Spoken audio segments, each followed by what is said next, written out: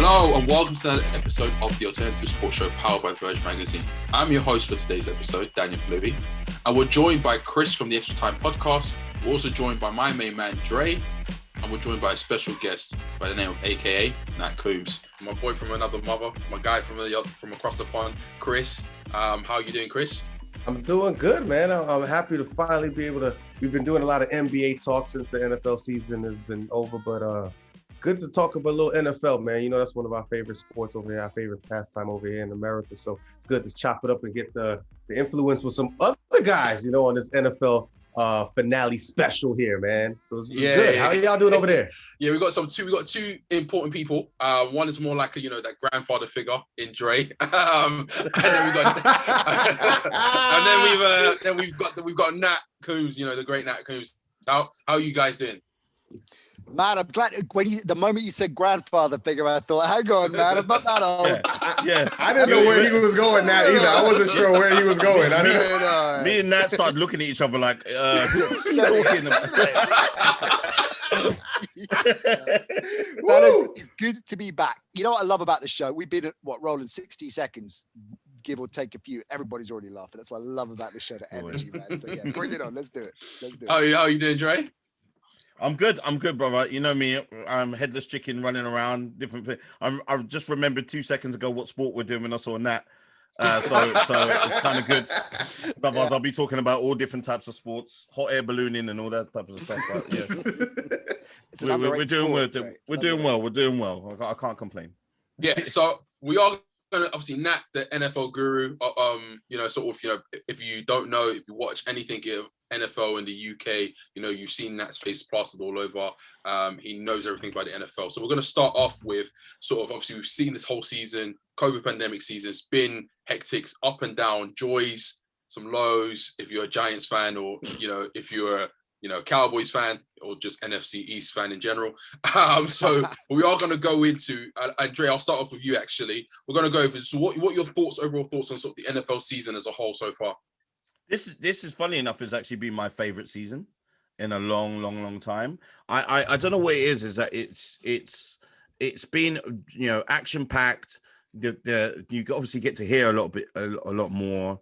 It's more about actual talent than the fans getting involved in, but obviously making massive noise.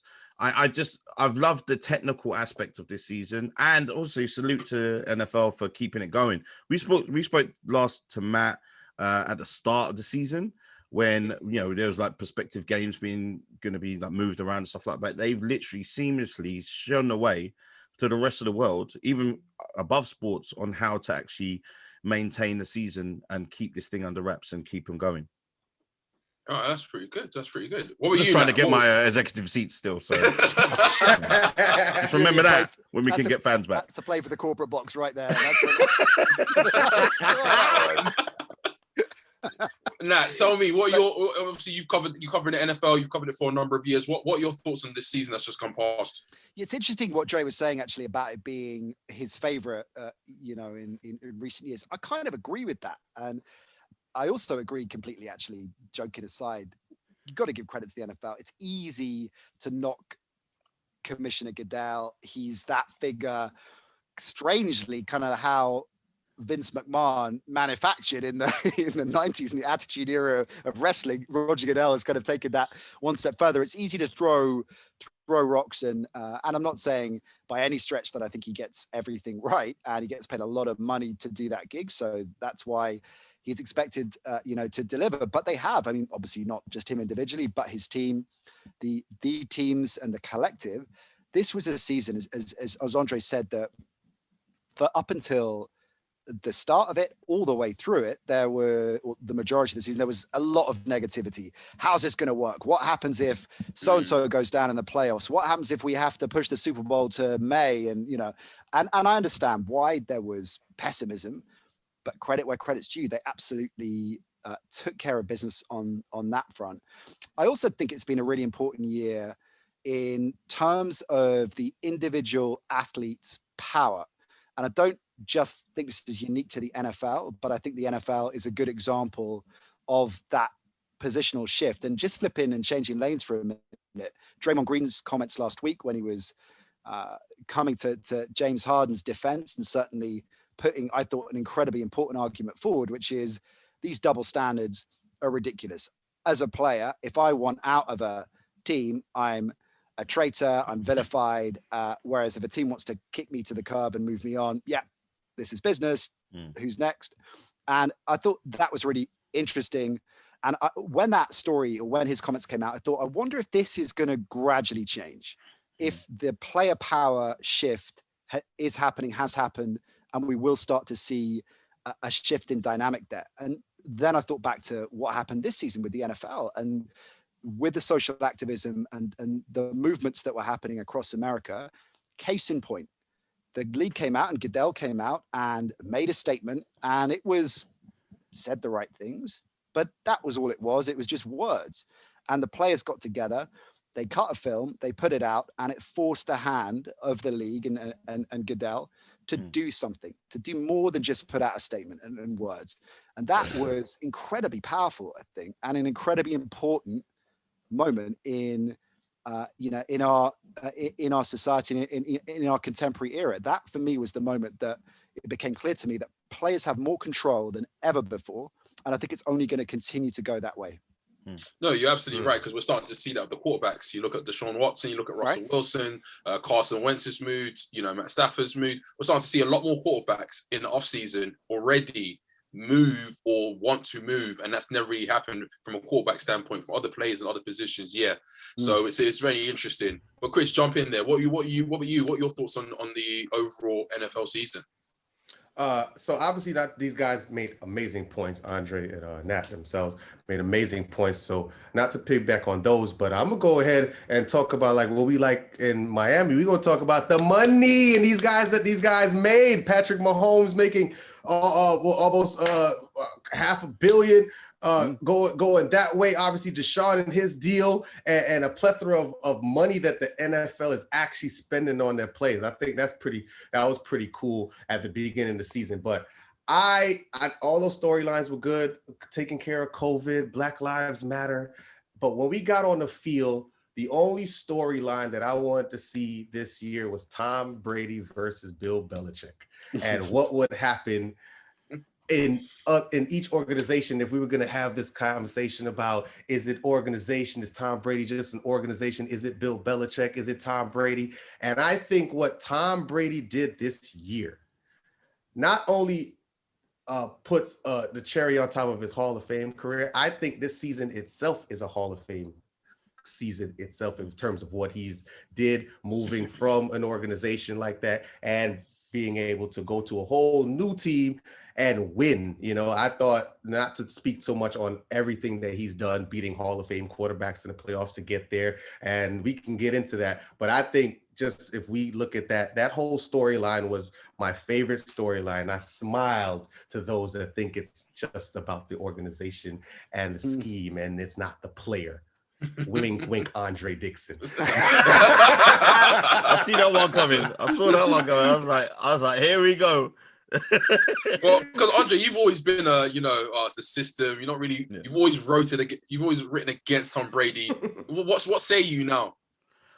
You know what it is? I don't know what it is, and it's completely unreasonable in any form of way. But it's just I really gave. I mean, I still do. It's just because obviously he's run out of players, Belichick. But I give Belichick a massive amount of credit for Tom Brady's career. But I didn't expect him to go to that team. All right, granted, he had a lot of pieces there to be able to work with. It's not like he went to some trash team like the Giants and then just took us there. If you want to do that, Tom, then that's cool. It's not a problem with me. But yeah, I mean, to be honest with you, the pressure was on, and anything less than him at least getting to the Super Bowl would be considered a failure. So, salute to him. I really do have a healthy now respect for him. I will. I feel like I'm in some type of recovery program. Yeah, you are. A badge here saying my name is Andre. So I'm going to talk about Tom Brady in just a minute. But like for me, my overall thoughts on the season, it's been a great season. I didn't think that with the way COVID was, the way the basketball season was ending in a bubble, I sort of predicted maybe do 4 cities for a bubble, but to be able to do everything they did was great. We had football every day of the week, which was quite amazing at one point. Yeah. So that was just amazing. NFL season was, I think they maybe need to maybe incorporate that a little bit, maybe, maybe at least 1 week, do 1 day a week of the week. So they were definitely thinking about that one there. Yeah, no, it was amazing. Cha-ching. Yeah, it's the money, because Monday, Tuesday, Wednesday, you're not really. I mean, Tuesday, Wednesday, you're not really doing anything. I know you got high school. Friday's sacred. There's no way they'll do it on Friday. Yeah, I could see them rolling into the week for sure. Yeah, it'll be amazing. So it was a great season just to get over and done with, and the storylines are immense. We can talk for 3 months back and forth on all the storylines on NFL. It's why I love football. Just the storylines have been amazing. But we are going to go into one storyline right now, and it's Tom Brady. Everyone knows he's now won his 7th Super Bowl ring. That's basically 10 appearances, 7 rings. He's beaten Jordan in terms of that ring category. So look, everyone's talking about Brady being the GOAT of the game, but he's not I want to sort of not go into the conversation about he's the GOAT, because I think it's unanimous that he's the GOAT. But he's not the most talented quarterback in terms of arm, accuracy. Arm, you could put Rodgers, Elway, accuracy, Drew Brees, Peyton Manning. So I'm going to ask all you guys separately, where would you rank Tom based on talent alone on the quarterback position? I will start off with you, Chris. In terms of the talent position, and if you want to say all that he's done in terms of arm strength and now he's not the most mobile quarterback, so he's not going to be your Michael Vick or your Jackson of today. But this guy knows how to shift, and he just knows how to not get sacked, and he knows how to make the throw, and he knows how to put it on time. And I know he said he doesn't have the biggest arm strength when you say, i.e., Aaron Rodgers and Matt Stafford and stuff like that. But I remember that season when he played with Randy Moss. I haven't seen more moon balls than I have in that season, and I think his arm strength is pretty good. And for him to be 43 years old, what I did notice about Tom Brady, I don't know if Nat picked this up when watching it, there's a lot of out throws that they don't throw anymore. They don't throw a lot of comebacks on the outside anymore. They play to what he plays down the middle, and he plays a little bit close to the sideline, but he doesn't have to use his arm strength as he gets older. I think Tom Brady is doing what Michael Jordan did early in his career. He would dunk on you, run by 5 guys, and get to the lane. And then after a while, you just said, I'm going to hit this fadeaway jump shot. And I think Tom Brady has been Tom Brady is the best quarterback, I feel, that knows how to incorporate everybody and everything around him and squeeze every ounce of the orange. I think he did that in New England for decades. I don't know if we can name many other Hall of Fame players that he's played with other than probably Randy Moss and Gronk. You guys can help me out there. But I think that in terms of the most talented, no, but he's the most cerebral. I think he's the smartest, and he's never missed a throw when he had to make it. So I don't know in terms of talent where you rate that. You guys would have to help me. The guru's going to have to help me with this one. So he's number 1 for me.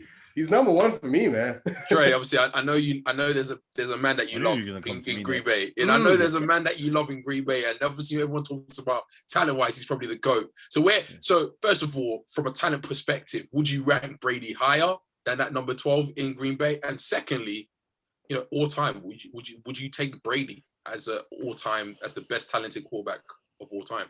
I mean, the thing stylistically, I prefer the way that Rodgers plays the game. That's just my own personal pick. But I can't put Rodgers above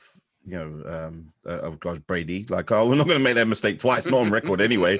Like, after we finish recording, I'll talk my talk. But I think what I respect about Brady is the fact that if he gets hit once, it's like it's not going to happen again. Like he will make sure that he makes the adjustments to be that ball's coming out quick.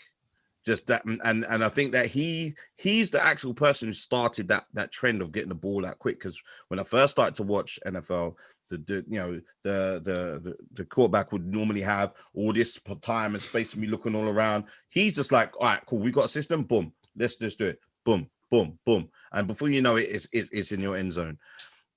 That I'll tell you what, I was fighting the fight up until he threw that pass to Scotty Miller at Lambeau, because that I didn't see coming in any form of way. So for me, stylistically, my franchise would probably only win one Super Bowl, but so I will go with Rodgers. But like, if you gotta go with Brady, just because of what I saw that man do at that age as well.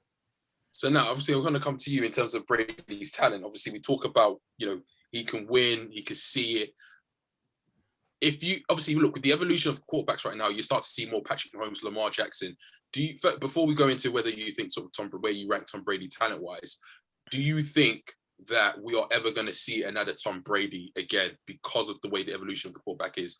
Quarterbacks are moving a little bit more, but also prone to get hit more as well. Yeah, it's a great question. I think it's going to be incredibly difficult for that reason, right? Incredibly difficult for all kinds of reasons that Brady shouldn't have happened, right? The New England shouldn't have happened. It's not, the whole construct of the NFL is predicated against that happening. So the fact that it is, you factor in the quarterbacks, the way the game is going right now, and of course this could shift again in 20 years, but let's assume that those dual threat quarterbacks are going to be amongst the most dominant.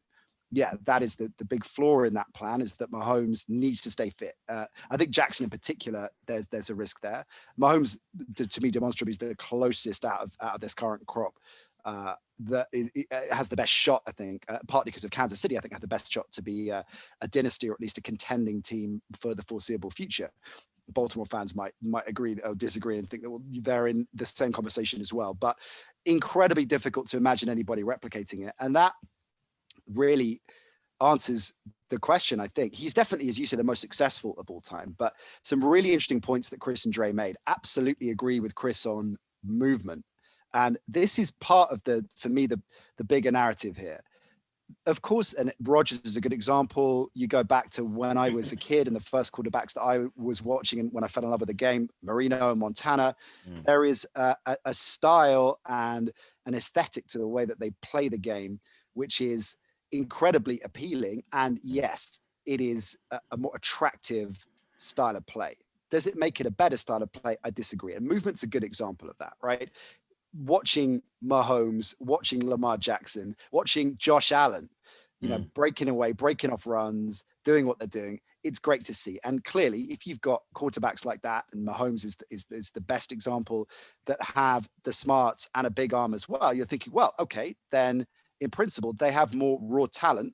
They have more varied attributes than Brady. They're better in that respect. I would argue it's different. Chris makes a great point about Brady's movement. He's not it's always funny watching Brady kind of gallop off on the 40-yard scramble when he does, but that matrix-like shift, just a step forward in particular, he's the master at that, buying time in the pocket, buying that time. And to Dre's point as well, buying that split second, which means his fast release gets the play done. That is not to be underestimated. It's just different. I was thinking about this and boxing, and, again, Dre, I'll kind of bow to your superior wisdom in this space and better judgment. But there are certain boxers, Mayweather's a good example, right? That is technically so proficient, but he's not exactly jaw-droppingly exciting to watch. Whereas there are other boxers that you find more entertaining. The eye test, they're more exciting to watch. But it doesn't mean that they are necessarily better in terms of talent and ability. They're just different.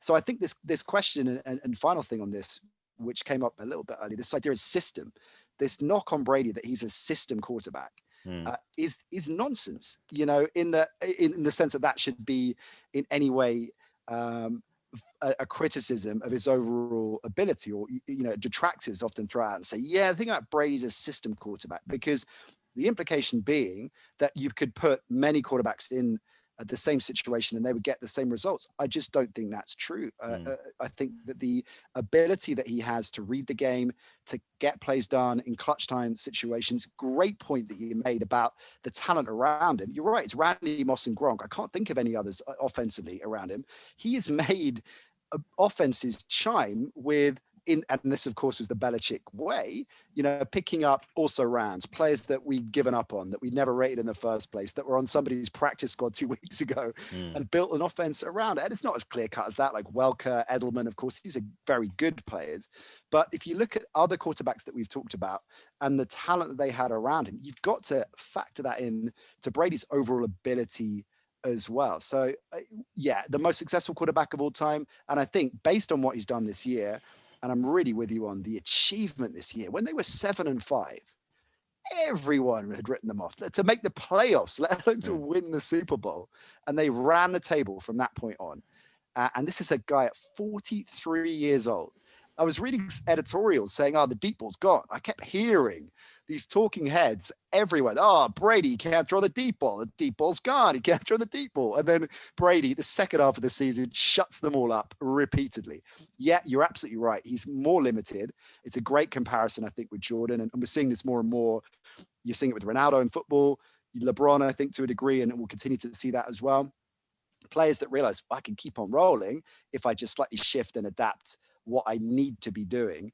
And that's absolutely happening as well. So he's a different player. He's not as demonstrably exciting as some of the players that we've talked about, but in terms of talent outside of success, he has to be the best of all time.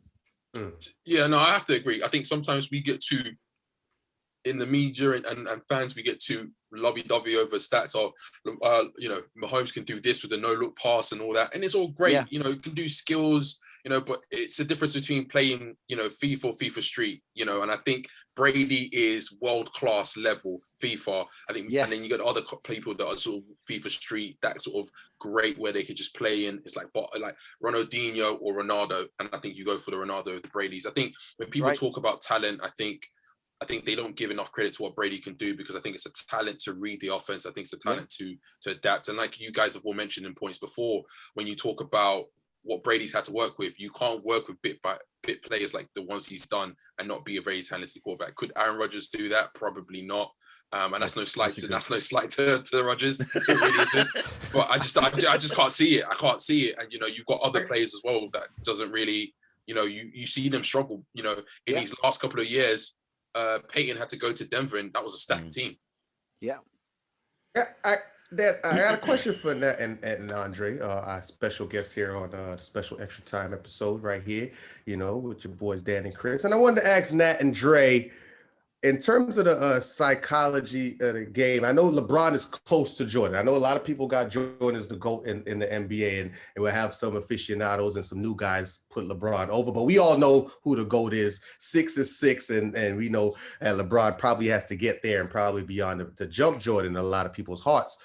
But he's at least in the conversation. Is anybody in the conversation with Tom Brady? I personally don't think so. I think it's Tom Brady and everyone else. Like, I feel like Beyonce, like it's Beyonce and then everyone, all other singers, like you can't really compare her to anything.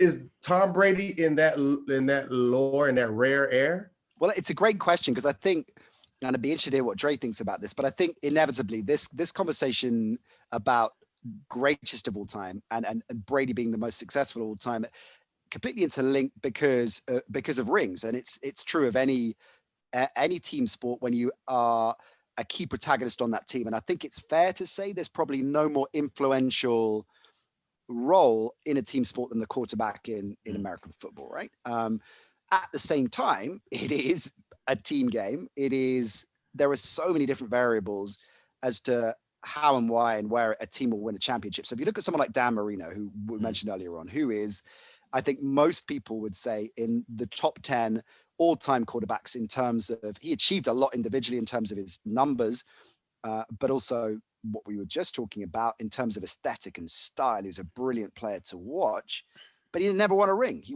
never won a ring. Rodgers, no doubt, raw talent, light years ahead of virtually everyone else around him, hasn't really fulfilled the potential in terms of rings. Now, is that on their shoulders?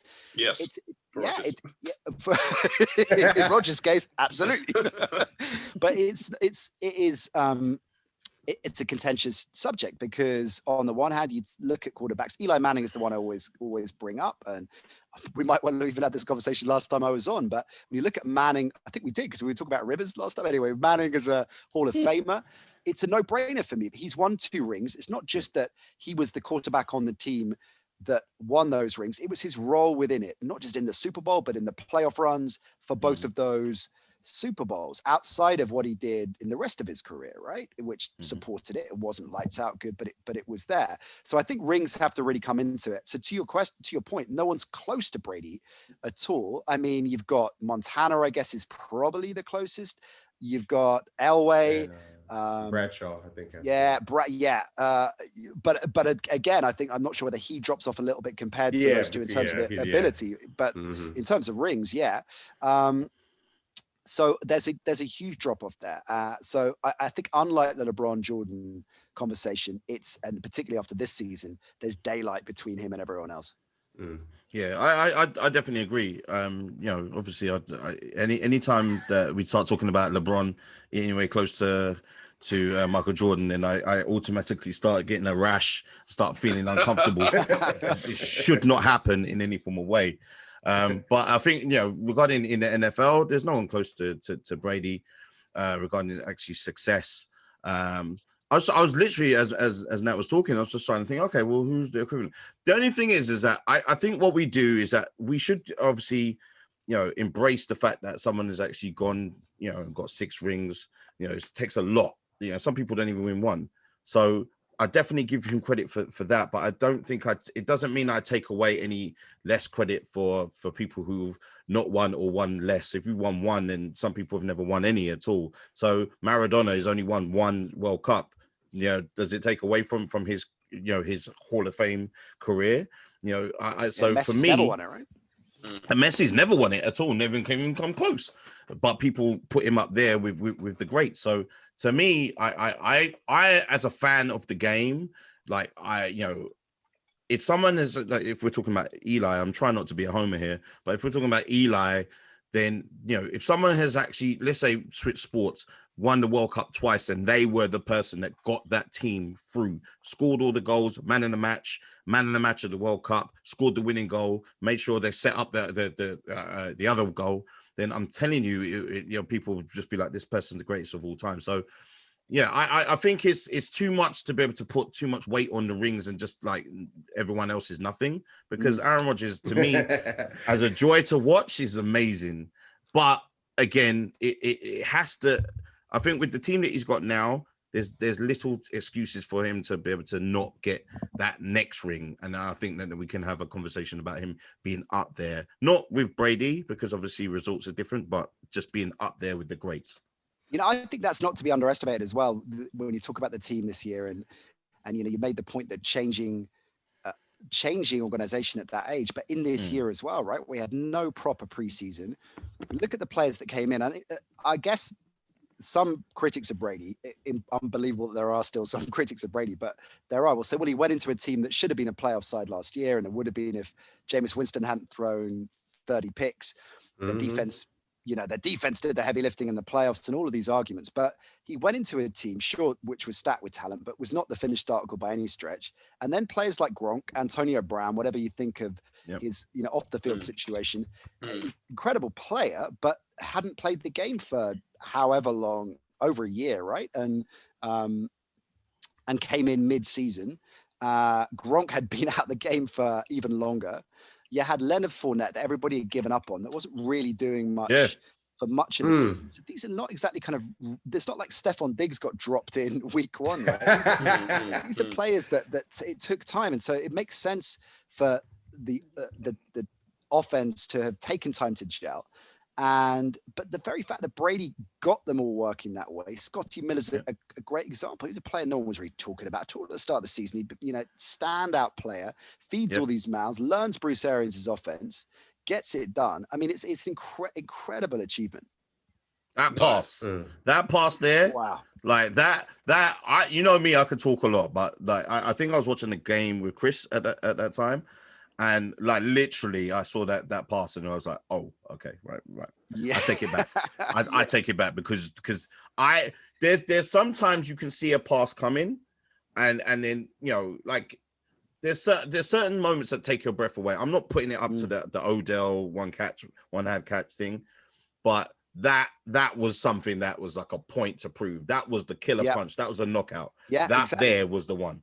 It's that point of timing, right? The timing, exactly that. And this is the I think the key with clutch. When people talk about clutch, it's not just the spectacular play, but when a play is executed. So if we're kind of bringing those 2 points together, right? You've got maybe a player that is just doing incredible stuff in a regular season game, but when it comes to the crunch, can't deliver it. And another player who isn't capable of doing that spectacular stuff, but every time, or almost every time, his team needs him to deliver that clutch play. He's there. Give me that player every time. Is it like Aaron Rodgers in the championship game that had 3 opportunities to take the lead and he exactly didn't? like Is that kind of something like that, Nat? Okay, I just wanted to. Well, no. Let's blame where it needs to be blamed. Don't you get me started. We'll talk about him another time. We are trying to light my fire.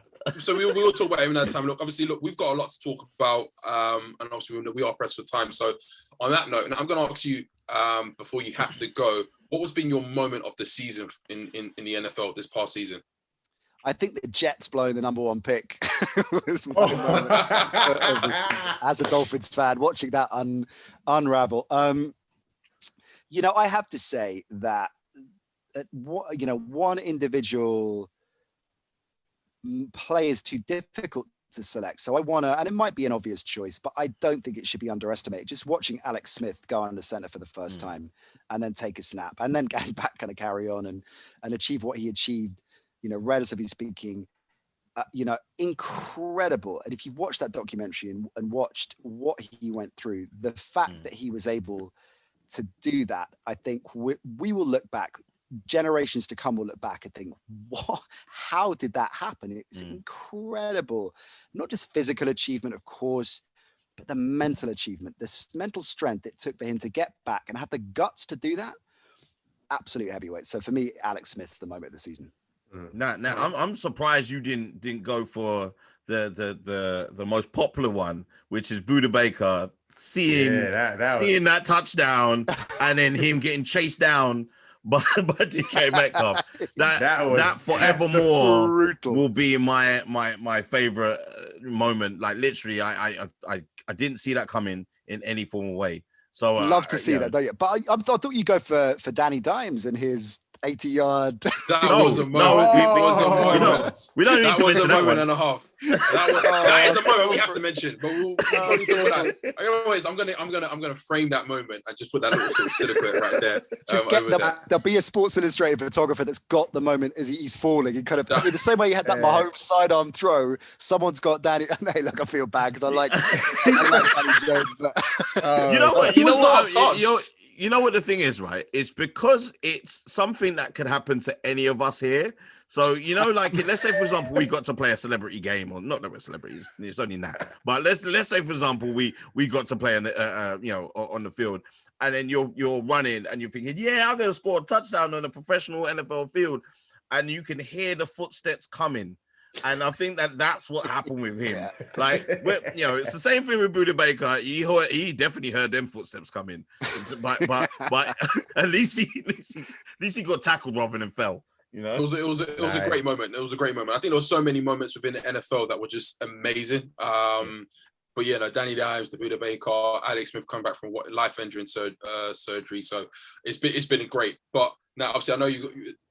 Before we get out of here, Nat, there's not many times I have a resident Dolphin fan on the show with me. Hold on a second. So let's do this. Does Tua take the next step? Do the Dolphins make the playoffs and make a run next year? I got season tickets, man. What we got, Nat? I'm very keen to hear what you think about Tua. I'm still jury's out, and that's not a negative position. I'm not saying jury's out. It's a bit like when you hear somebody says, got kind of a mixed response. In other words, it was bad. So jury's out, it implies like it's a negative. I'm not at all saying, I'm not, I just don't know. I just don't know. I don't think we've seen enough. I think there was a lot to be optimistic about, not least, I think, his mental strength by and large, I think, and composure seem to be quite evident. And I think that's a really important litmus test for young quarterbacks outside of anything else: technique, range, productivity. It's just whether they look like they belong, whether they are not overawed by the occasion. And I feel that he passed that side for me. I feel he seems to have the mental strength, unlike, say, a Trubisky, right, who from the start was, by all accounts, very fragile mentally, didn't want everybody's, didn't want to hear any criticism, just couldn't handle it, right? Turn off.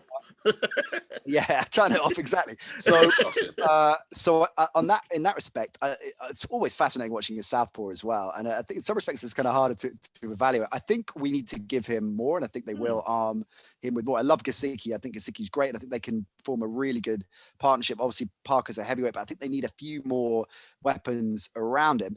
I absolutely think they should stick with him. What did you think about the flip-flop benching with Fitz, though? Because I was not a fan of that. I at first, funny enough, you're only a fan when it works, because it worked in the latter game. But I think because I trust Brian Flores and the organization, and he's made solid moves since he's been here. Yeah. I have to kind of like how I trust Spoelstra, even though I'm like, I don't know what you're doing. They've been doing it so long, and they know the inner work. So he must know that Tua is mentally strong enough to be able to be pulled and then start the next game, because it's not a question like in the post conference. It's like, who's going to be your starter?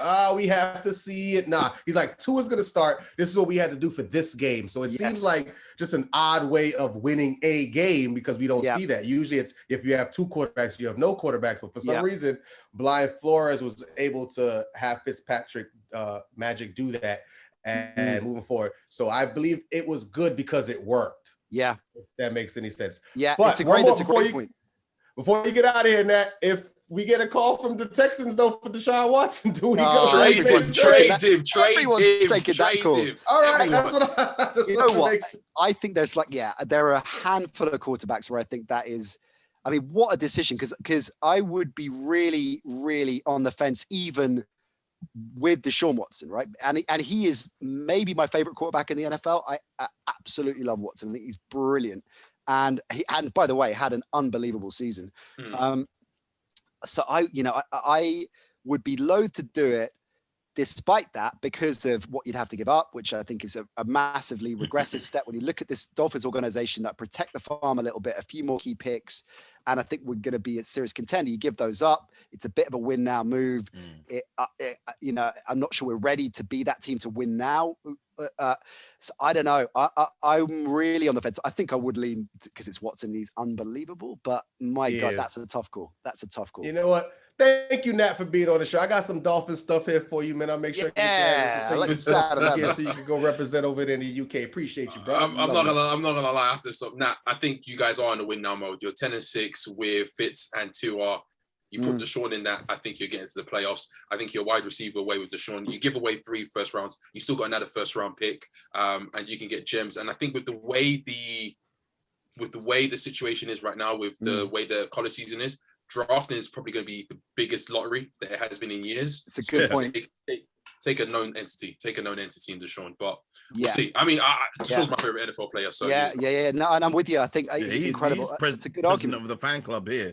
Hey, I'll take that. President of Watson UK fan club. Okay. We had an interview with Jamie. What's his name again? From the Jamie, the Texas president. Before he hit the road, and I'm surprised how composed that Dan was there. Like, he wasn't like, when are you going to give him what he needs? Like, it was literally like that. Like, so mate, salute to you for holding back on that. I feel like Deshaun is like my secret brother-in-law or something like that, so we'll find out. But Nat, Dre, it's been a pleasure having you guys on.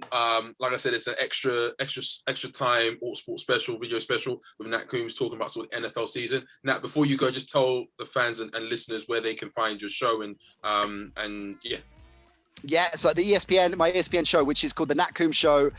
You can listen to the podcast on all good podcatchers. Lots of great guests from both sides of the pond. A lot of the ESPN family dropped by, which is great. And a lot of your favorites, if you're listening to this in the UK, watching this in the UK, a lot of your favorites, J Bell, OC, Carlson, you name it, they rock up, and we have a lot of fun on it. So go check that out.